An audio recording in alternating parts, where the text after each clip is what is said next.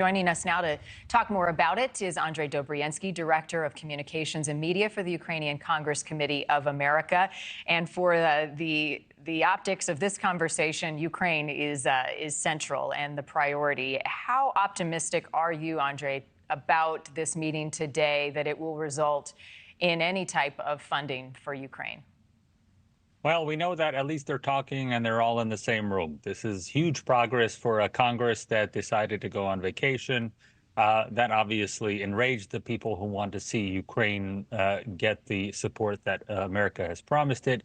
But this affects so much more than Ukraine. If you're like was mentioned, if you have veterans in your life, the fact that the Veteran Services Administration is going to be shut down, a horrible thing. For all of us who are in the middle of our, Lenten spiritual time, the fact that we're going to see all of this money being spent on political ads in an election year while we're not getting things happen, it's just going to anger people even more. And that's exactly why President Biden was proposing to do a Ukraine bill last August. Nobody wants their sausage made in the middle of a election season.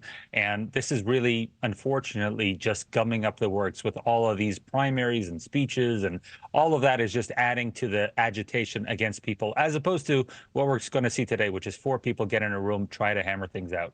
So if you were in that room, what would you say advocating funding for Ukraine and the timetable now 2 years into this war? I think what's going to happen in that room is they're going to go around and you're in favor of it, you're in favor of it, you're in favor. Mike, what is your problem? That's going to be kind of the conversation. How do we get Mike Johnson to do what he kind of promised everybody, which is we're going to have an up or down vote on Ukraine. It's been months since he made that promise and still nothing happened. We thought this would happen in 2023, as I mentioned earlier. So it's really about how does Speaker Johnson get this bill to the floor in one fashion or another. We know that there are 2 discharge petitions. We know one of them has been submitted by a Republican and has an expedited process that it could probably go for a vote within a week.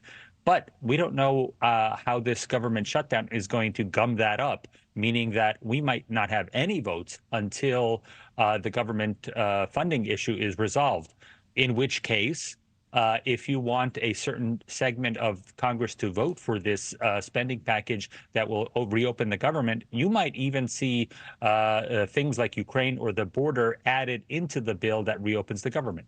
And real quickly, did the death of Alexei Navalny put added pressure and more urgency on the pitch to get more funding for Ukraine? What impact do you think that has had? I have spoken to a number of people who worked on Navalny sanctions for many years, and frankly, it was kind of a whiff here with the package that was announced by the White House on Friday last week. We thought that there would be another round of sanctions, given the fact it was a 2-year anniversary of the invasion of Ukraine last Saturday. And so what the White House ended up doing is they said, oh, we'll just glom everything together and announce the fact that we're doing 500 sanctions. Well, obviously, this brought up an unfortunate conversation with many people saying, well, why haven't these 500 sanctions been in place for years now? We know that Navalny's been in prison, so anything you want to level against Navalny's captor should have been going on all this time. And the same thing with Ukraine's war. This is, I think the White House kind of stepped on it. All right, we're going to have to leave it there for now. Andrij, as always, thank you. Thank you. In our third hour, I'm going to be talking to a Ukrainian woman